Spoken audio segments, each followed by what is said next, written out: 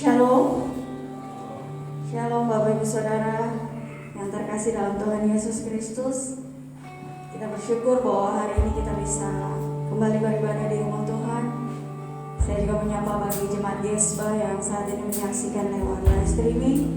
Saya percaya dimanapun kita berada, Tuhan tidak pernah dibatasi oleh tempat. Dia akan bekerja dimanapun kita ada saat ini. Mari kita mulai ibadah kita pagi hari ini. Kita mau minta hadiratnya hadir di tempat ini. Hadiratnya memenuhi setiap kami. Dan hadiratnya juga memenuhi setiap jemaat Gesba yang sedang menyaksikan pagi hari ini.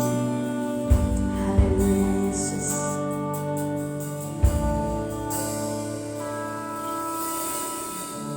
Hadir di bait kudusnya, saat umat mencari wajahnya, berseru berdoa, bersetuju menyembah dan menikmati kehadirannya. Tuhan dan umat-umatnya yang datang dengan senang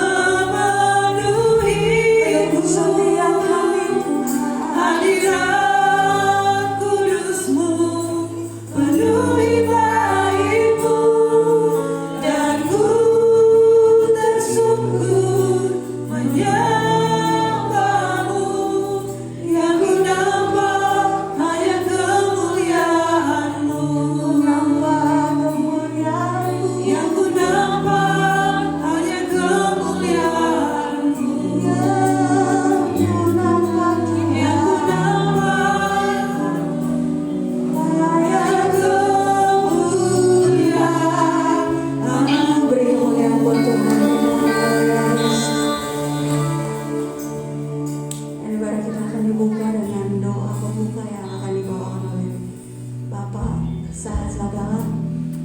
Saya persilakan.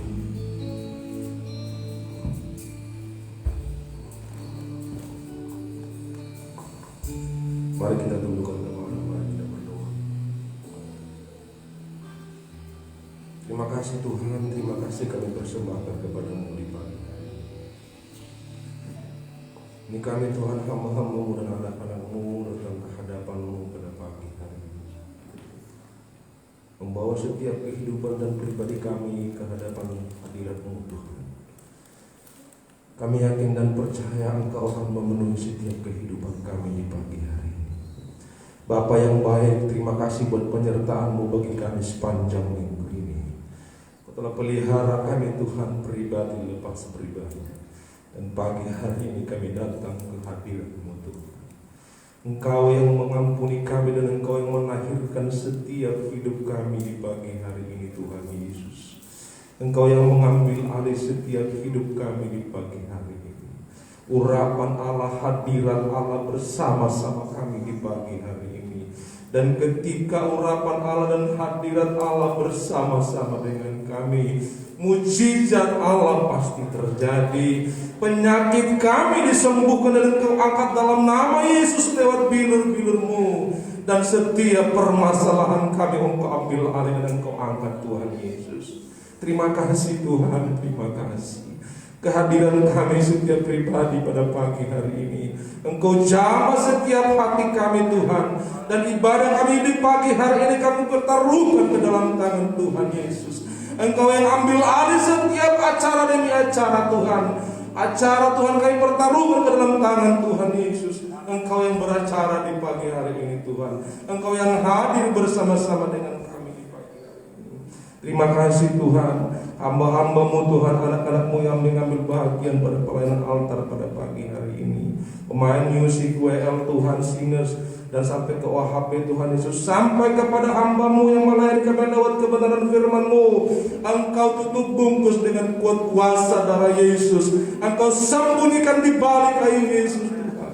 Kami yakin dan percaya ketika kami bersama-sama dengan Tuhan, kami yakin Engkau akan mengurangi kami dengan kuasa yang daripada Allah. Dan ketika kami Tuhan beribadah kepadamu, setan iblis tidak senang melihat kami mengambil perhatian kami Tuhan. Sehati kami panggil namamu yang penuh kuasa. Kami tolak dalam nama Yesus keluar. Darah Tuhan Yesus berkuasa. Otoritas kuasa Roh Kudus yang mengurangi kami setiap pagi pada pagi hari ini. Engkau ambil alih ruangan di Tuhan Yesus dengan lawatan kuasa Roh Kudus bersama-sama dengan kami. Kami dan percaya Tuhan, Engkau akan bersama-sama dengan kami pada pagi hari ini. Terima kasih Tuhan, terima kasih. Di dalam nama Tuhan Yesus Kristus, kami mulaikan ibadah kami pada pagi hari ini. Sama-sama kita katakan, amin. Puji nama Tuhan. Kita mau terus memuji Tuhan. Kita mau serukan namanya dan kita berkata, Tuhan Engkau ajaib. Kasih-Mu gak berubah dulu sekarang dan selamanya.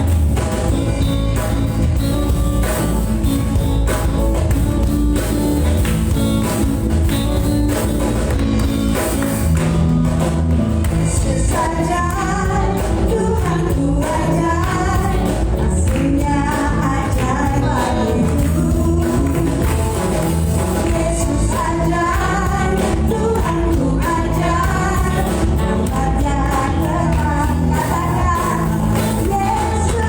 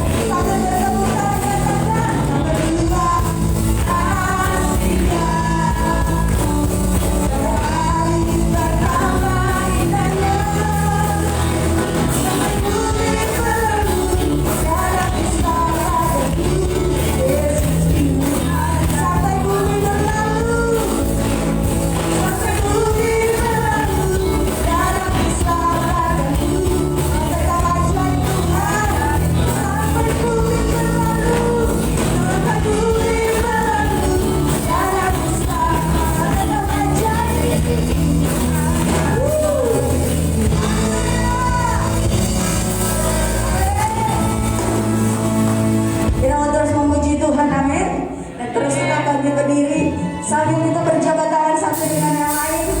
Kita mengatakan Yesus saja. Mari bersorak. Mari jabat tangan satu dengan yang lain. Saudara. Ya, setiap umat Tuhan memuji Tuhan. Kita bersorak dia. Langit dan bumi, pujilah Tuhan. Amin. Sebab Dia ciptakan semuanya.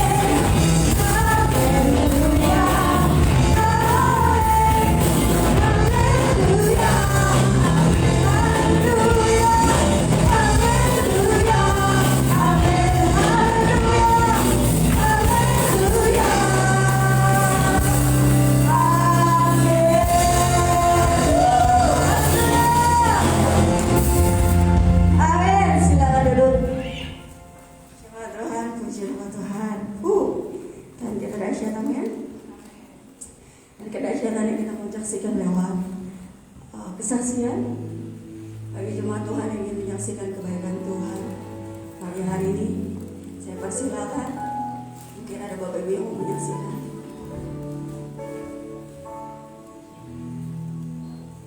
Sambil menunggu kita ambil.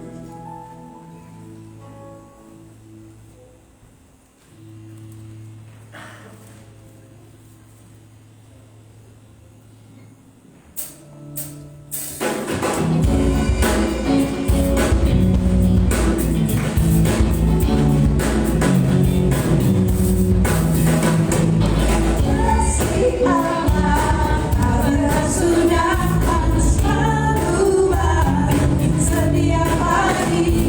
Rahmat-Nya pun tak pernah berakhir seumur hidupku. Dengan sukacita Tuhan berlari, dengan sorak-sorai memuji. Tunaikan pujian, haleluya, nyanyi bagi Dia Sang Raja, nyanyi bagi Dia Sang Raja. Dengan sukacita Tuhan berlari, dengan sorak-sorai memuji. Tunaikan pujian, haleluya, nyanyi bagi Dia Sang Raja, nyanyi bagi Dia Sang Raja. Selamanya. Oh, di BD tidak ada realisasi ya. Mungkin saya undang untuk kaum bapak ya. Kaum bapak bisa bersaksi lewat setiap pujian mungkin. Saya persilakan bagi kaum bapak sambil menunggu kita terus angkat pujian lagi. Kasih Allah karena kesudahan.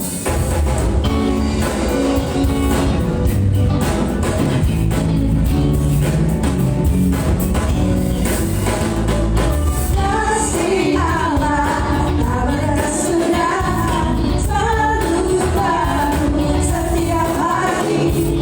Rahmat-Nya pun tak pernah berakhir seumur. Saya persilakan kaum bapak maju. Kasih Allah tak berkesudahan, selalu baru setiap hari. Rahmat-Nya pun tak pernah berakhir seumur hidupku.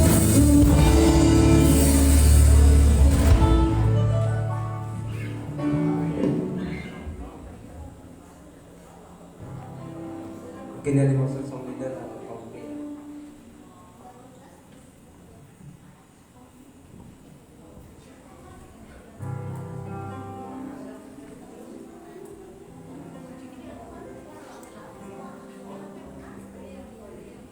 Kaum pria.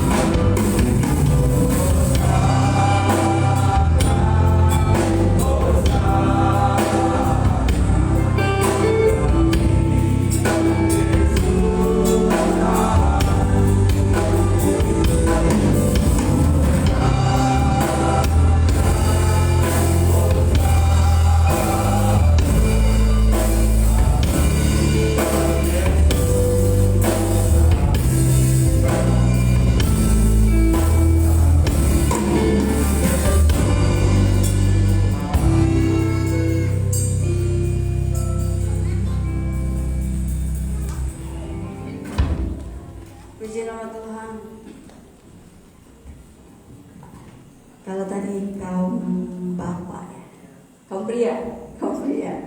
Dan saya juga masih mau mengundang untuk kaum wanita biar lebih lengkap ya.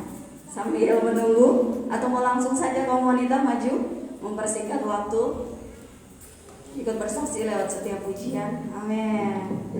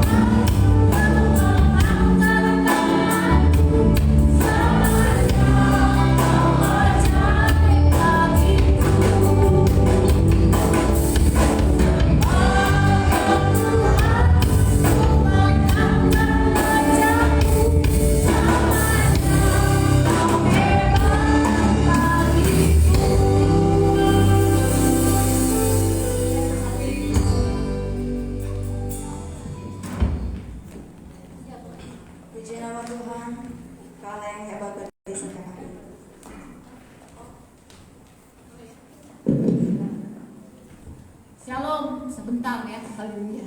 Saya bersyukur karena Tuhan hebat bagiku. Memang seminggu kemarin, sebenarnya 2 minggu yang lalu, kan musim hujan, di kamar loteng bocor.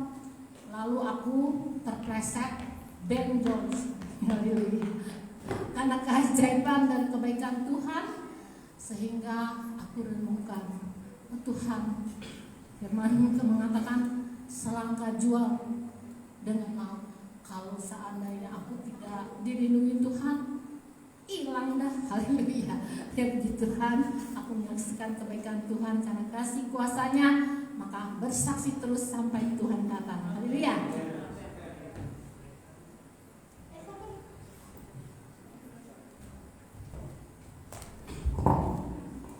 Amin.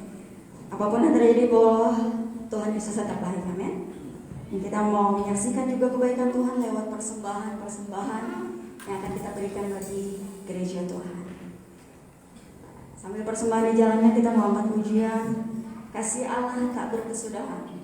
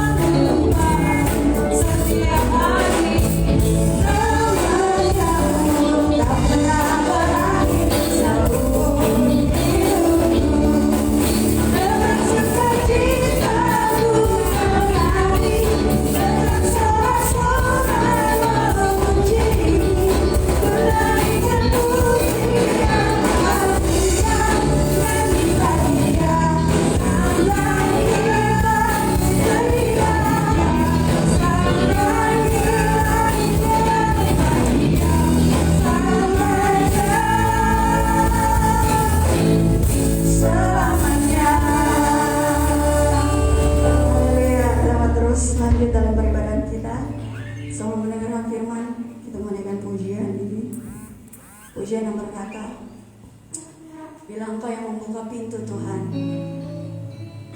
Tidak ada satu orang pun yang dapat menutup pintu itu. Kami punya Tuhan yang besar, Tuhan yang ajaib. Itu sebabnya kami pagi hari ini Bapa, kami mau menaruh segala sesuatu yang terjadi dalam hidup kami. Kekhawatiran, sakit, penyakit, masalah-masalah kami di bawah kaki-Mu Tuhan. Karena kami percaya Engkau yang Allah yang besar yang akan membela setiap kita. Haleluya Yesus.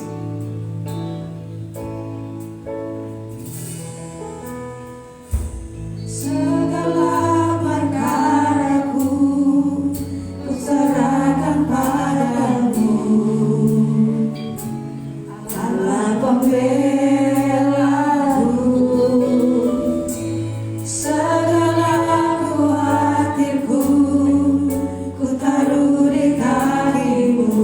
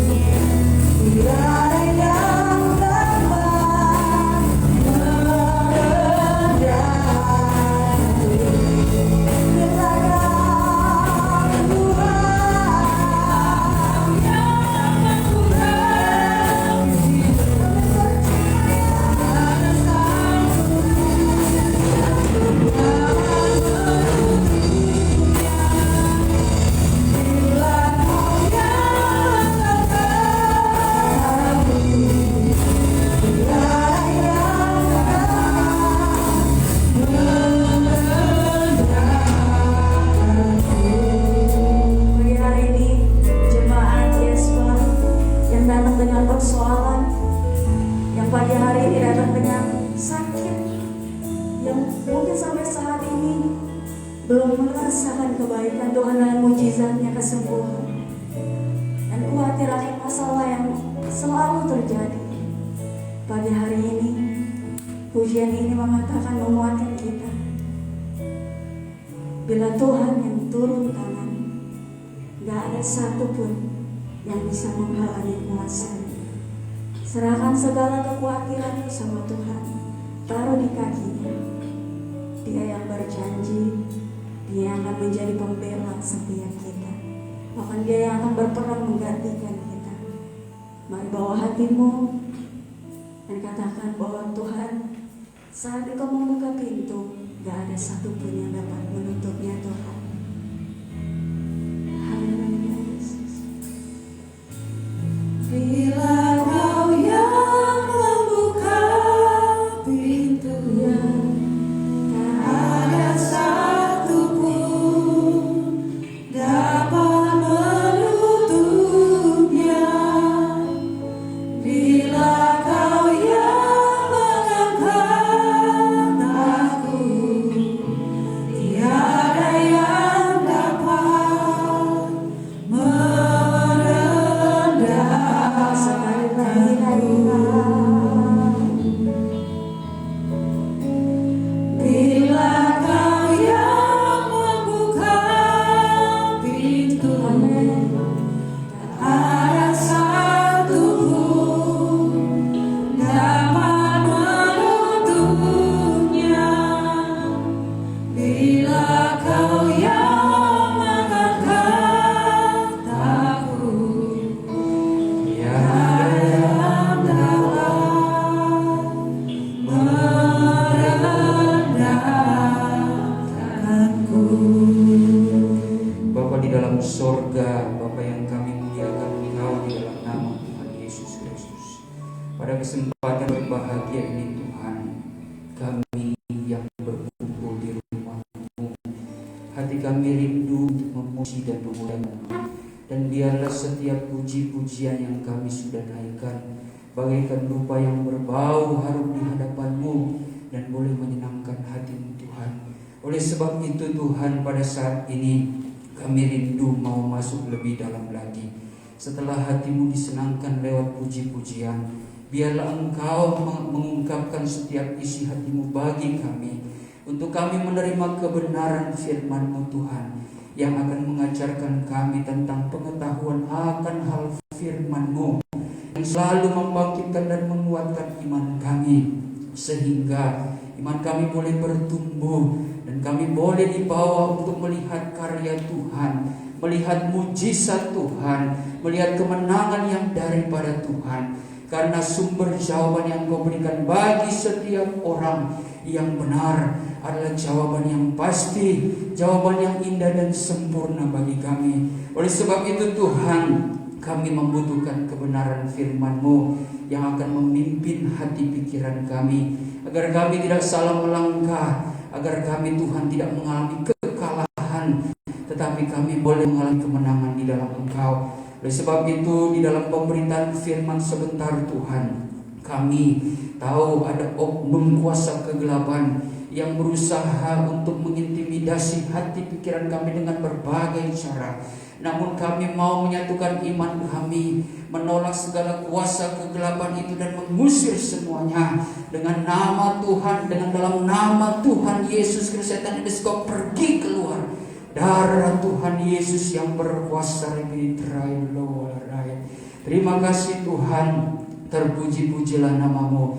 Diberkati Tuhan setiap persembahan daripada jemaat-Mu yang sudah diberikan dengan penuh sukacita, yang hanya untuk kepentingan pekerjaan-Mu saja.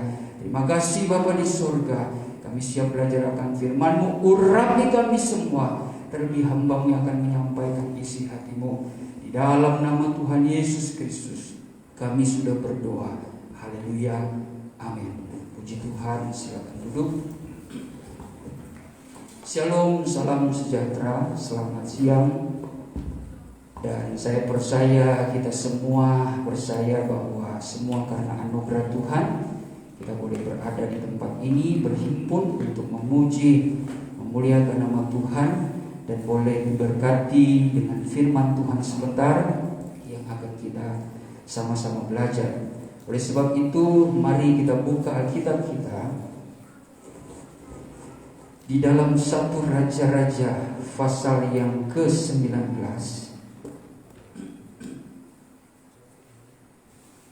1 Raja-Raja pasal yang ke-19.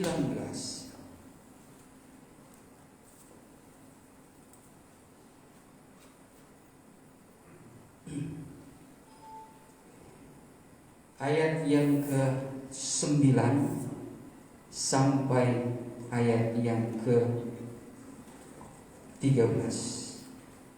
Saya mengundang kita semua bangkit berdiri untuk menghormati firman Tuhan. Nanti saya membacakannya bagi saudara-saudara memperhatikannya. 1 Raja-Raja 19 ayat 9 sampai ayat yang ke-13. Allah menyatakan diri di Gunung Horeb. Di sana masuklah ia ke dalam sebuah gua dan bermalam di situ. Maka firman Tuhan datang kepadanya demikian, "Apakah kerjamu di sini, hai Elia?" Jawabnya, "Aku bekerja segiat-giatnya bagi Tuhan, Allah semesta alam. Karena orang Israel meninggalkan perjanjianmu, meruntuhkan mezbah-mezbahmu, dan membunuh nabi-nabimu dengan pedang. Hanya aku seorang dirilah yang masih hidup, dan mereka ingin mencabut nyawaku."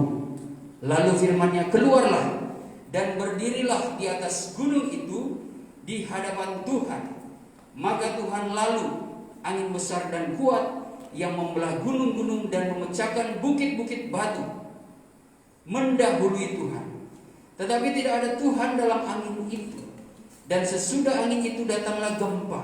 Tetapi tidak ada Tuhan dalam gempa itu. Dan sesudah gempa itu datanglah api. Tetapi tidak ada Tuhan dalam api itu. Dan sesudah api itu datanglah bunyi angin sepoi-sepoi basah. Segera sesudah Elia mendengarnya, ia menyelubungi mukanya dengan jubahnya, lalu pergi keluar dan berdiri di pintu gua itu. Maka datanglah suara kepadanya yang berbunyi, "Apakah kerjamu di sini, hai Elia?" Puji Tuhan. Silakan duduk.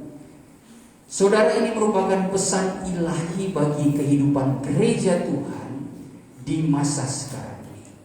Kehidupan gereja Tuhan sangat penting. Apa yang mereka kerjakan lewat kegiatan-kegiatan ibadah, kegiatan-kegiatan rohani, semuanya itu diukur oleh Tuhan. Kalau kita mengingat akan kebenaran firman Tuhan di dalam kitab Wahyu 11, di situ ada suatu gambaran Rasul Yohanes diberikan suatu tongkat pengukur. Dan Rasul Yohanes ini diperintahkan untuk mengukur bait Allah. Tuhan katakan, "Ukurlah bait Allah itu, kemah sembahyang itu, tetapi kecualikanlah pelataran yang ada di luar." Kalau kita membayangkan gambar peta tabernakel, ada 3 bagian: halaman, kamar suci, dan kamar mahasuci. Di dalam Wahyu 11 tadi, yang diukur itu adalah bermula dari kamar suci. Ya, ada gambarnya. Ya, jadi ada halaman, kamar suci, dan kamar mahasuci. Tetapi dalam Wahyu 11, yang dimaksudkan Tuhan masuk dalam ukuran adalah kamar suci dan kamar mahasuci. Yang tidak termasuk atau tidak diukur adalah halaman. Di sini kita bisa melihat, kalau kita kaitkan dengan 7 tingkat iman, bahwa iman halaman itu hanya sampai kepada tingkat keempat, yaitu baptisan air. Dan ternyata kalau kita banding-bandingkan firman Tuhan, kalau menurut Wahyu 11 tampaknya iman yang hanya sampai baptisan air itu tidak diukur. Bahkan di dalam Wahyu 11 ayat yang kedua mengatakan, "Serahkan mereka kepada bangsa-bangsa lain." Itu berbicara tentang kerajaan Antikris. Memang suatu hari kelak ada suatu kerajaan yang diizinkan Tuhan untuk berkuasa di 4 penjuru alam di dunia ini. Dialah yang dipelopori, dipimpin oleh Antikris. Tetapi gereja Tuhan tidak akan mengalami antikris itu. Sebab kalau gereja Tuhan mau melewati kerajaan, masa-masa pemerintahan antikris, tidak mungkin gereja Tuhan akan bertahan. Kalaupun mereka bertahan, konsekuensinya itu mereka akan disiksa, dianiaya. Segala hal terjadi, penderitaan, siksaan yang terberat, itu hanya di zaman antikris. Tapi itu bagi orang percaya yang mau bertahan. Makanya terlambat saudara dikatakan, kalau kita sebagai gereja Tuhan nanti bertahan, sudah masuk kerajaan antikris ya. Itu dikatakan Wahyu 12 ayat 17 kalau tidak salah, yang disebut benih yang tertinggal. Kita ini memiliki benih firman Tuhan. Benih firman Tuhan yang ada dalam diri kita adalah benih yang kalau bertumbuh itulah iman. Sebab Rasul Paulus menuliskan dalam kitab Roma 10 ayat yang ke-17 mengatakan bahwa iman timbul dari pendengaran, dan pendengaran akan firman Kristus. Itu yang disebut benih dari firman Tuhan. Petrus menyuratkan bahwa benih firman Allah itu adalah kekal, tidak akan mati. Lalu pertanyaan, kenapa ada gereja yang bisa tembus sampai kerajaan antikris? Itu mereka tidak mau melakukan kehendak firman Tuhan. Mereka tidak mau melatih diri mereka untuk menumbuhkan imannya. Mereka membiarkan iman mereka itu mati. Yakobus mengatakan pasal yang kedua, iman tanpa disertai perbuatan, iman yang mati. Penting bagi kita sebagai orang beriman adalah bagaimana membuahi iman itu, menyatakan iman itu dalam bentuk ucapan, dalam bentuk perbuatan. Itu yang membuat orang-orang di sekitar kita, dunia melihat kita ini orang yang beriman. Buah daripada iman itulah kebenaran firman Tuhan yang kita praktekkan dalam kehidupan kita hari demi hari. Itu yang disebut iman dari benih yang hidup. Maka orang yang bertahan, orang yang melakukan kehendak Tuhan, dia akan menerima suatu kerajaan surga yang tidak tergoncangkan. Dia adalah gereja yang tidak mengalami masa-masa kerajaan antikris. Tapi kalau kita yang bermasa bodoh, ya apalagi dengan ukuran berenang tadi ya, kalau kita hanya sampai kepada baptisan air, ya seperti kata firman Tuhan, itu akan diserahkan kepada bangsa-bangsa kafir. Bangsa-bangsa kafir ini dikatakan mereka akan menginjak kota kudus. Siapa kota kudus itu? Itulah kota kerajaan Allah. Apa yang dimaksud kerajaan Allah? Saya dan saudara adalah kerajaan Allah. Kami sebagai hamba-hamba Tuhan diutus oleh Tuhan untuk dapat menjadi berkat, menjadi saksi, menjadi imamat kerajaan Allah, supaya dapat membangun jemaat di atas batu. Itu kan yang dijanjikan Yesus kepada Petrus. Hei Petrus, kamu diberikan suatu kunci kerajaan surga. Petrus itu artinya adalah batu, di mana Tuhan Yesus katakan memberikan suatu janji kepada Petrus. Di atas batu ini akan kudirikan jemaatku, dan alam maut tidak akan menguasainya. Makanya di waktu hari Pentakosta, khotbah Petrus itu menjadi kunci keselamatan itu terbuka bagi banyak orang. Bermula dari 3.000 sampai 5.000 orang diselamatkan. Mereka bertobat, berbaptis dalam nama Tuhan Yesus Kristus, dan beroleh anugerah Roh Kudus. Sebab Dia yang memegang kunci kerajaan surga. Dan sampai saat ini gereja mentradisikan supaya dapat mengestafetkan ya kunci kerajaan surga kepada setiap hamba-hambanya. Dan hamba-hambanya ini harus menyampaikan kebenaran itu supaya jemaat mengerti bagaimana jalan-jalan keselamatan itu. Minimal saudara sampai kepada tingkat 5, itu kalau di tabernakel di pintu kemah, ya. Di situ saudara sudah diukur kebaktiannya, ibadahnya. Kalau sudah sampai kepada kamar suci, ini harus lebih kusuk lagi. Ibadah kita harus benar-benar disertai oleh Roh Kudus. Sebab tingkat 5, pintu kemah ini berbicara tingkat 5, yaitu kepenuhan Roh Kudus dan baptisan Roh Kudus. Kebaktian yang terjadi di sini adalah pelayanan roh.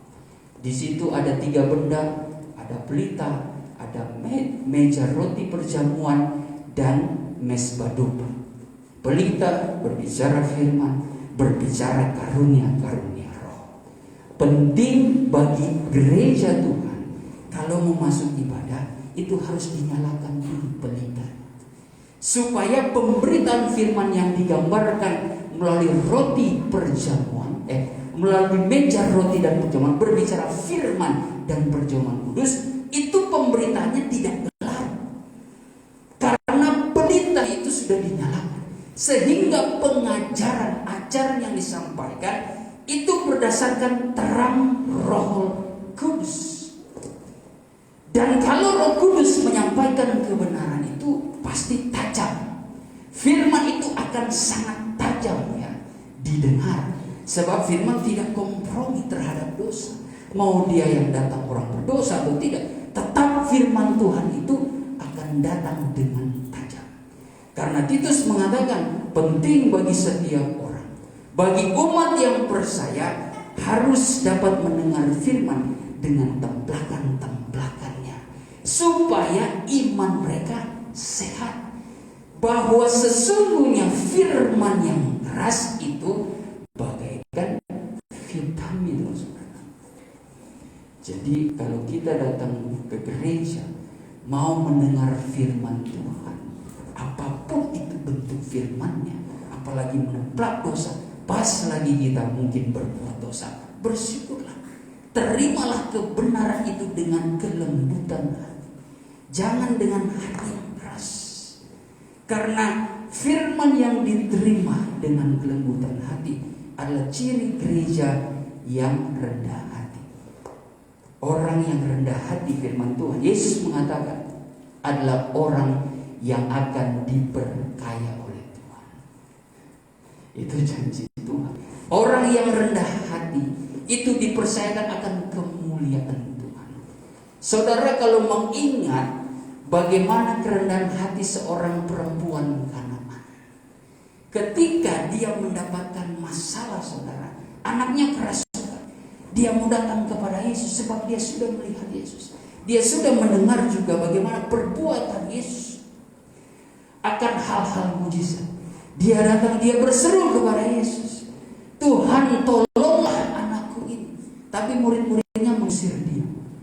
Suruh perempuan itu jangan berteriak, suruh perempuan itu diam, dan suruh dia pergi. Bahkan dia tetap mencari dan berseru kepada Tuhan. Lalu Tuhan menanggapinya dengan kurang menyenangkan. Dia katakan, aku datang hanya untuk domba-domba yang hilang di tengah-tengah umat Israel. Tapi perempuan Kanaan ini tidak peduli. Dia tetap berseru kepada Tuhan, Tuhan tolonglah anakku. Anakku sedang sakit kerasukan. Ditambah lagi Tuhan menanggapi masih juga kurang menyenangkan.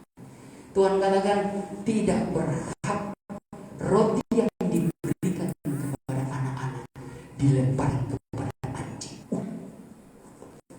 Tapi apa jawaban daripada perempuan? Perempuan itu katakan, ya Tuhan. Tetapi anjing itu memakan remah-remah yang jatuh dari meja Tuhan. Ini menunjukkan suatu kerendahan hati. Dengan sikap kerendahan hati, walaupun firman itu keras, tapi dia menerima, perempuan itu menerima mujizat. Disinilah kita bisa mengalami dalam kehidupan kita. Terkadang kalau kita mau mengalami mujizat, kita memang harus menerima kebenaran firman Tuhan yang seringkali kurang menyenangkan. Tapi percayalah, firman Tuhan yang datang dengan keras bukan seperti manusia. yang kalau mungkin menegur itu ada niat-niat jahat. Firman Tuhan dia menegur karena Tuhan tidak mau membuat saudara menjadi anak-anak gampangan, tetapi anak-anak ilahi. Anak-anak keturunan ilahi adalah anak-anak yang diberikan kemenangan yang besar, yang akan memperoleh mahkota kehidupan, yang layak menerima mujizat Tuhan. Makanya kita sangat penting sekali memahami kebenaran firman Tuhan. Kita harus menerimanya dengan kelembutan hati. Setelah kita menerima firman Tuhan, percaya ada tugas yang besar yang Tuhan percayakan kepada saya dan saudara. Tetapi yang Tuhan tuntut adalah kesetiaan, supaya ketika Tuhan datang berfirman kepada saudara, "Hei Elia, apa yang engkau kerjakan hari ini?" Kita punya jawaban yang bukan jawaban dusta, yang bukan jawaban tipu-tipu ya. Tapi jawaban memang tanggung jawab yang kita kerjakan itu benar di hadapan Tuhan. Elia mengatakan, "Aku bekerja segiat-giatnya dalam pekerjaan Tuhan." Sekarang pertanyaan ini datang kepada saya dan saudara. Firman Tuhan dalam konteks pembacaan kita bersifat naratif, berbicara tentang menggambarkan tentang diskusi antara Tuhan dengan Elia. Saat ini firman Tuhan datang kepada saya dan saudara. Apa yang sudah kerjakan di dalam membangun pekerjaan Tuhan? Apa andil kita? Apa kontribusi kita di dalam melayani pekerjaan Tuhan? Apakah kita punya jawabannya dengan yakin, dengan lantang, "Aku bekerja segiat-giatnya"? Atau jangan-jangan kita sudah mulai menyusut? Kita sudah mulai menyerah, kita sudah mulai putus asa, kita sudah mulai kurang semangat melayani pekerjaan Tuhan. Apalagi saudara yang dipercayakan anugerah Roh Kudus, kemana karunia-karunia Roh itu yang Tuhan sudah percayakan? Itu bukanlah harga yang sedikit, itu bukan harga yang murah, itu diberikan untuk pekerjaan Tuhan yang besar, supaya kita bertanggung jawab atas karunia talenta. Saudara, jangan meremehkan apa yang Tuhan berikan. Suatu saat kemampuan, talenta, karunia yang ibarat seperti mahkota bagi kita, itu wibawa kita. Kalau Tuhan ambil, habislah kita. Habis. Mungkin kita punya kemampuan lewat kerjaan tangan kita, ide-ide cemerlang, tapi kita lawan kehendak Tuhan. Tuhan cabut itu urat saraf di otaknya, langsung stroke bisa, tidak berdaya, atau mungkin kecelakaan, tangan patah. Kalau sudah pada taraf yang parah ya, Tuhan sudah datang mengingatkan, di mana karunia, di mana setiap kemampuan yang aku berikan kepadamu. Terlebih pakai itu untuk memuliakan Tuhan. Dimanapun saudara berusaha bekerja, beraktivitas, terlebih dalam pelayanan, pakai itu untuk hormat dan kemuliaan bagi Tuhan, supaya kemuliaan Tuhan itu turun ke atas kita. Kalau Tuhan yang memberkati kita, itu seperti Tuhan yang buka pintu. Kalau Tuhan yang buka pintu, siapa yang mau tutup? Iblis, malaikat, apalagi manusia? Tidak mungkin, saudara. Kalau Tuhan yang membuka pintu, tidak ada seorang pun yang dapat menutup pintu. Kalau kita benar-benar memilih mengambil keputusan, Tuhan akan pakai saya. Tuhan sudah memberikan sesuatu kepada saya. Saya akan pakai kemampuanku untuk memuliakan Tuhan. Apapun aktivitas saudara di luar sana, pakailah untuk memuliakan Tuhan. Jangan menjadi pencuri kemuliaan Tuhan. Saudara sudah diberikan kemampuan, ide-ide yang luar biasa, yang cemerlang, ya, talenta yang luar biasa, cara melayani yang bombastis, cara bermain musik yang luar biasa, cara berkhotbah yang begitu fasih. Tetapi saudara lupa bersyukur. Saudara pakai itu untuk memuji diri sendiri, mengangkat diri sendiri, Ini yang berbahaya. Akan sulit kita mau jawab kepada Tuhan, aku bekerja segiat-giatnya melayani pekerjaan Tuhan. Waduh, kalau di dalam konteks ayat pokok kita, di sini dikatakan, aku bekerja segiat-giatnya bagi Tuhan Allah semesta alam, karena orang Israel meninggalkan perjanjian. Jadi ini situasi di zaman Elia, orang Israel itu meninggalkan Tuhan. Tidak ada bedanya dengan keadaan zaman sekarang. Siapa orang Israel itu? Dialah orang percaya. Dialah umat pilihan Tuhan. Dialah yang sudah lahir baru daripada air dan roh. Dialah yang mempunyai karunia-karunia roh, tetapi tidak mencapai buah-buahnya. Tidak ada tindakan, tidak ada perbuatan. Seolah-olah apa yang Tuhan kasih itu tidak ada buah, tidak ada hasil. Dan akhirnya mereka bisa dikategorikan adalah orang Israel yang meninggalkan perjanjiannya. Janji kita kepada Tuhan apa? Keselamatan. Perjanjian Tuhan kepada umat pilihannya apa? Lewat Roh Kudus. Sekarang mana karunia-karunia itu? Tuhan tanya, hei, apa yang kamu kerjakan di sini, hai anak-anakku? Kita mau tanya, aku segiat-giatnya melayani engkau, karunia-karunia engkau berikan, aku pakai untuk hormat kemuliaan Tuhan. Talenta yang engkau berikan, aku pakai untuk memuji memuliakan Tuhan, menjadi saluran berkat. Berani saudara bicara begitu? Tapi firman Tuhan saat ini mengingatkan, ya, jangan sampai kita tergolong menjadi orang Israel yang meninggalkan Tuhan. Sebagai ayat terakhir saja, di dalam Yeremia pasal yang ke-17 ayat yang ke-13, ya. Yeremia 17 ayat 13.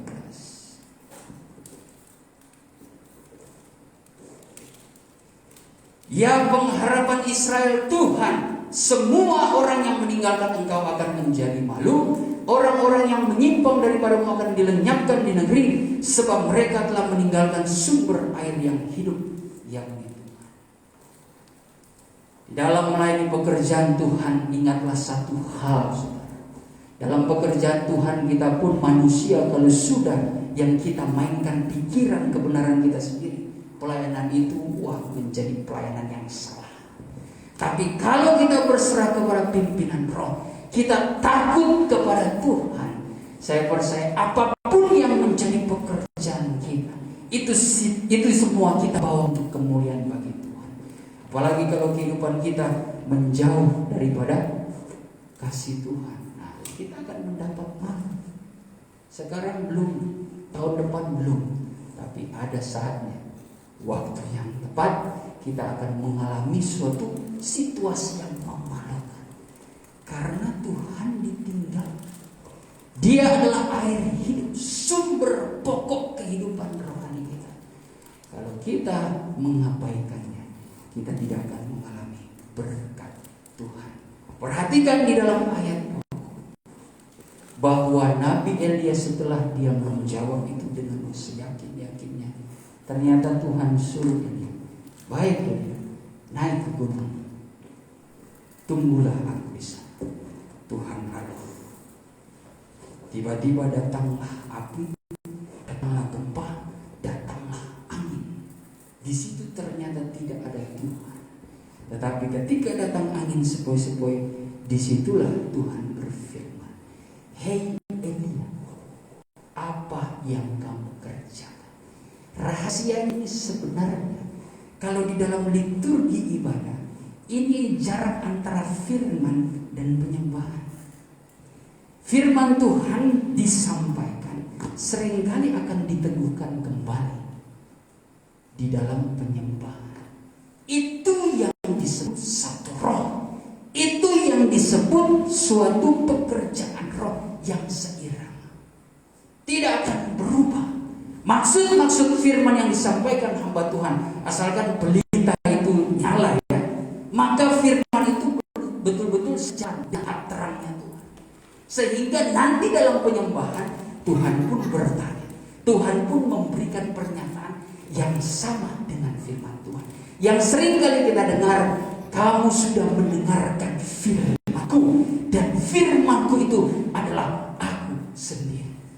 Itu kuncinya, bahwa Tuhan memperkenankan firman Tuhan. Hal yang kedua kita pelajari, firman Tuhan ternyata tidak pernah berbeda dengan nubuatan.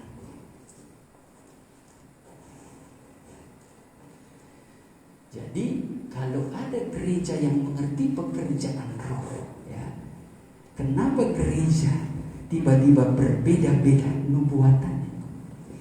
Gereja A mengerti pekerjaan roh, suara Tuhan A. Gereja yang sama mengerti pekerjaan roh, tetapi suara Tuhan B. Kalau sudah berbeda, sudah pasti ada perpecahan. Kalau timbul perpecahan, itu tandanya ada permainan manusia.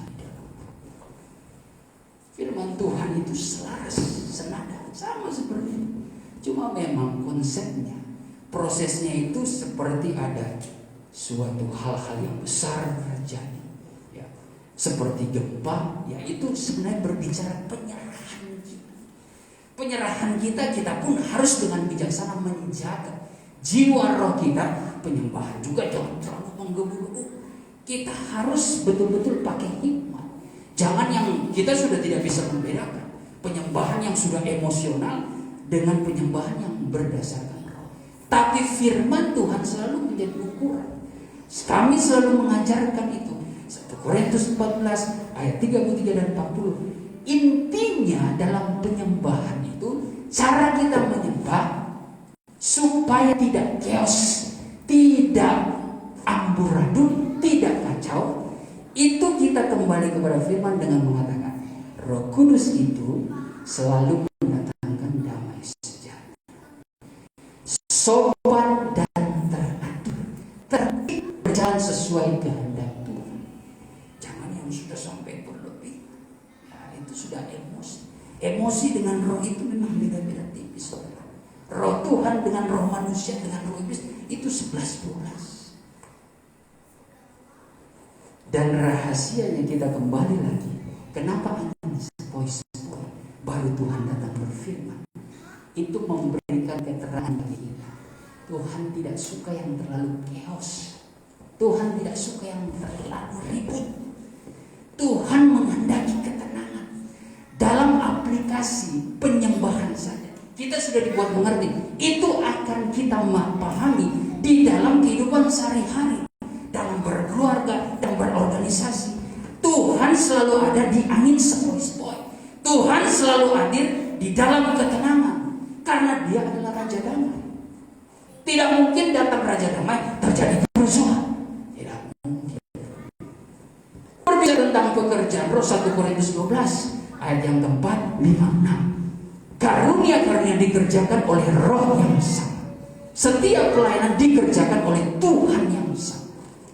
Tidak mungkin berbeda-beda, ya. Jadi intinya pekerjaan Tuhan itu, Tuhan selalu pilih. Hei anakku, apa kerjamu? Kita bertanggung jawab. Kerjaku sekian yang lain pekerjaan. Tapi Tuhan lihat kerjamu ini tenang atau tidak. Kerjamu ini lurus atau tidak? Kerjamu ini sopan teratur atau tidak? Atau jangan-jangan sebaliknya, engkau menjadi pembuat kehancuran, tapi mengatasnamakan Tuhan. Oh, itu sudah terjadi di dalam perjanjian lama. Bukan saja ukuran umat Tuhan, tapi ukuran pemimpin-pemimpin umat Tuhan, yaitu nabi-nabi. Mika 3 ayat 11 itu sudah makanan sehari-hari. Para imamnya mengajar karena suap, nabinya itu melihat penglihatan karena suap, karena uang. Pemimpin-pemimpinnya memutuskan hukum seolah-olah dia tahu keadilan, tapi karena bayaran. Semua dilakukan demi materi-materi dunia. Oh, tidak bisa seperti itu. Tidak bisa dicampur adukan. Itu yang disebut gereja rahasia dalam wahyu, saudara, gereja saudara adalah gereja yang mulai mengalami perzinahan rohani. Ya, perkara-perkara rohani dia campurkan dengan kepentingan-kepentingan daging manusia. Itu sudah terjadi di dalam gereja. Kita tidak perlu lihat keluar, kita lihat ke dalam dulu. Karena gereja yang akan dipakai Tuhan untuk diutus keluar. Kalau di luar ya memang suasana di luar, situasi di luar, mereka belum mengenal Tuhan. Tapi kalau terjadinya dari dalam kan gawat. Itulah kenapa Petrus pernah menyebutkan bahwa penghakiman itu dimulai dari rumah Allah. Pembersihan itu akan mulai dari rumah Allah. Dan kalau Tuhan menemukan di dalam pembersihan, orang-orang benar saja hampir-hampir tidak selamat, apalagi orang berdosa dan orang fasik, berarti ada kemungkinan orang-orang benar itu bisa jatuh. Tuhan Yesus pernah mengingatkan di dalam kitab Injil, bahkan orang-orang pilihan sekiranya mungkin itu akan jatuh. Saudara melihat seperti kami hamba Tuhan, ya, atau seperti senior itu bisa jatuh, bisa kalau kita tidak hati-hati, kalau kita tidak dapat memberi jawaban yang pasti kepada Tuhan. Ya Tuhan, aku bekerja sekian-kian. Tapi kalau kita mau bertanggung jawab di dalam melayani pekerjaan Tuhan, maka ada berkat firman yang Tuhan katakan 1 Korintus 15 ayat yang ke-58. Di situ dikatakan, biarlah engkau berusaha dengan segiat-giatnya di dalam melayani pekerjaan Tuhan, maka semuanya itu diperhitungkan Tuhan.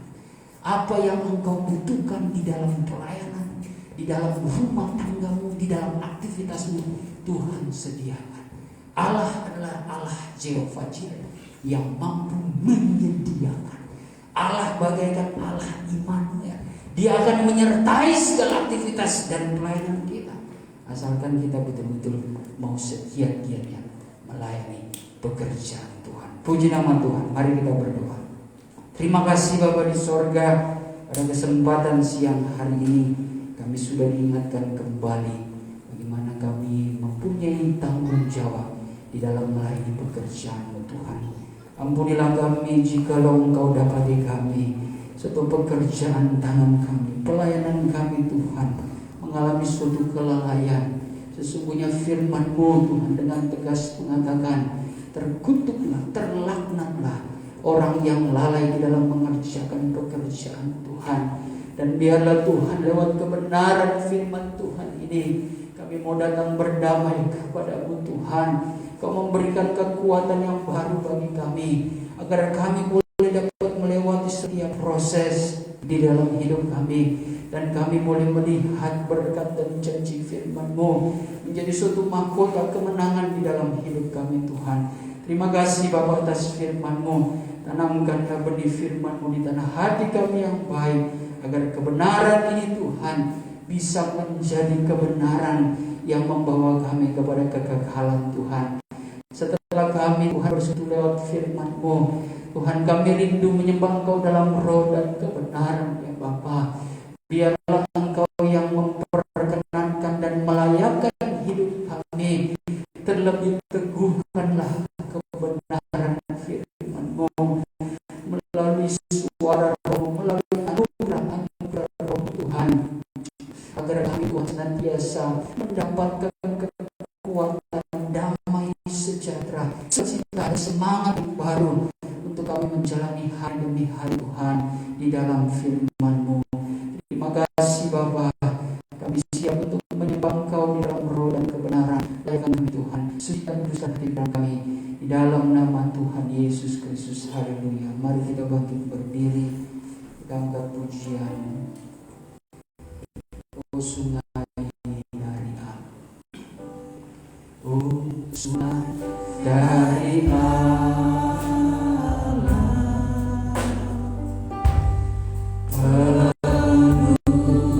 pelukanku. Oh sungai dari Allah,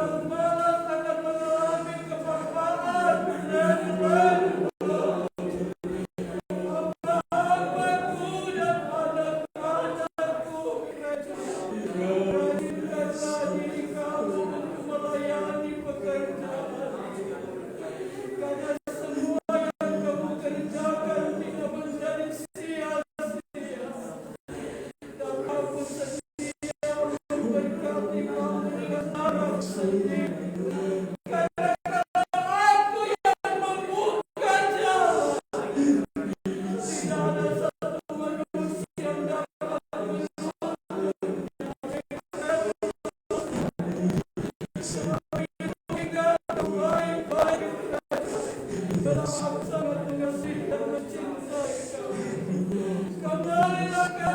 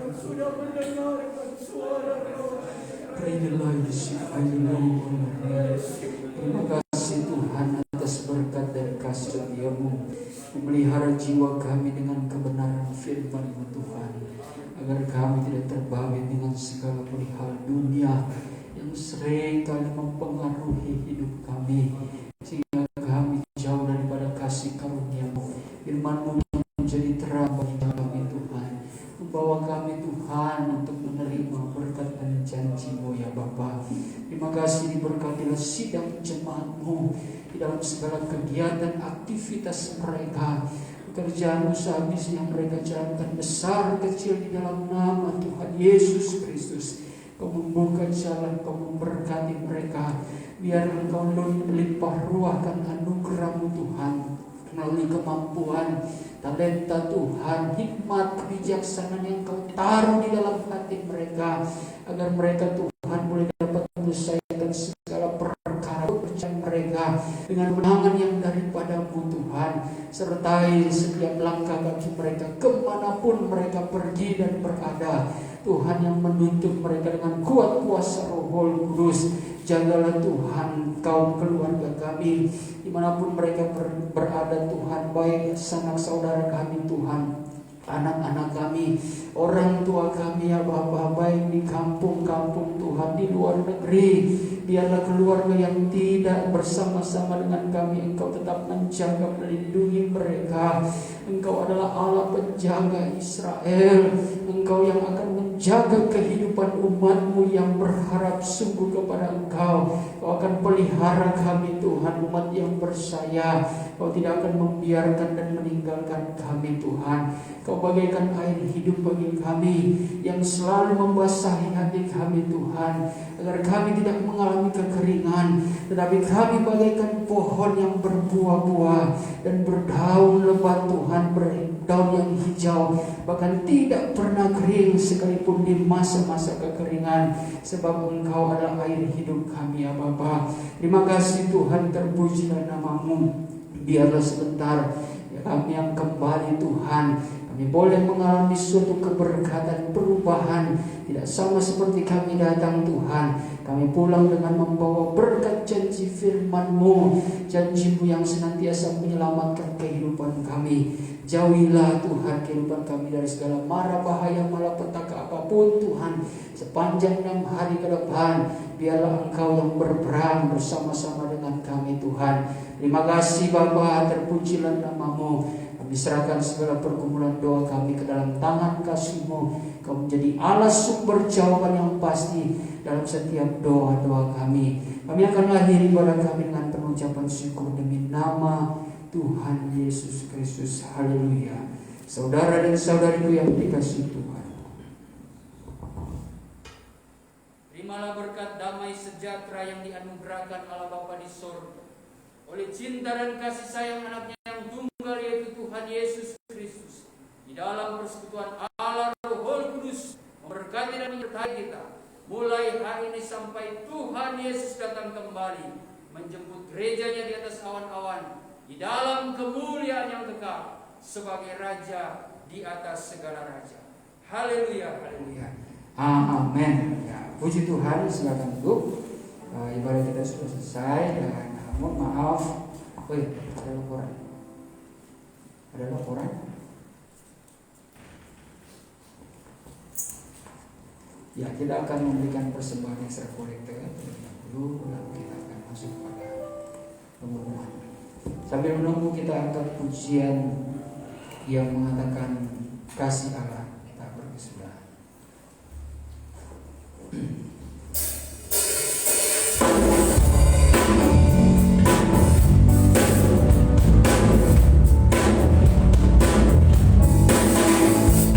Kasih Allah tak berkesudahan, selalu baru setiap hari. Rahmatnya tak pernah berakhir seumur hidup. Allah tak berkesudahan, selalu baru setiap hari. Rahmatnya tak pernah berakhir seumur hidup. Dengan sukacita Tuhan naik, dengan sorak-sorai berbunyi, menaikkan pujian haleluya, nyanyikannya sang raja, nyanyikannya sang raja.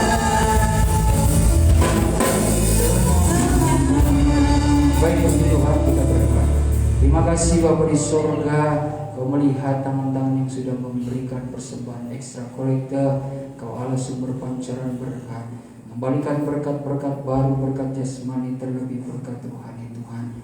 Limpah ruahkan Tuhan kasih karunia yang selalu menyertai kehidupan jemaat-Mu dalam segala aktivitas mereka dimanapun mereka berada. Bahkan kaum keluarga kami semua diberkati oleh Tuhan. Terima kasih, sebentar juga kami akan menikmati berkat lewat makanan dan minuman yang ada. Tuhan, kuduskan dengan firman-Mu agar di dalamnya memberikan kekuatan baru bagi tubuh jasmani kami. Kami pakai untuk hormat kemuliaan bagi-Mu saja Tuhan. Setiap tangan-tangan yang sudah bekerja menyediakan semuanya diberkati oleh Tuhan. Bahkan asal-usul berkat yang ada Tuhan, Engkau memberkati sidang jemaat-Mu, simpatisan yang senantiasa mendukung pelayanan pekerjaan-Mu. Kau juga memperhitungkan dan membalas berkat-berkat baru. Terima kasih Bapa, ini doa kami yang kami naikkan dengan pengucapan syukur di dalam nama Tuhan Yesus Kristus. Haleluya, amin. Puji Tuhan. Ya, kita akan melihat pengumuman dan laporan.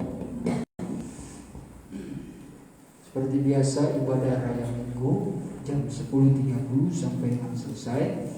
Lalu ada bacaan Alkitab Senin sampai Jumat jam 9 malam melalui aplikasi Zoom. Persekutuan doa puasa setiap Jumat di Pastori jam 3 sore. Doa malam minggu pertama dan ketiga jam 10 malam. Jadi belum kami buat ya. Maaf, belum kami buat karena ada beberapa kegiatan kesibukan. Lalu ada doa subuh juga Rabu sampai Jumat mulai jam 4 pagi secara online.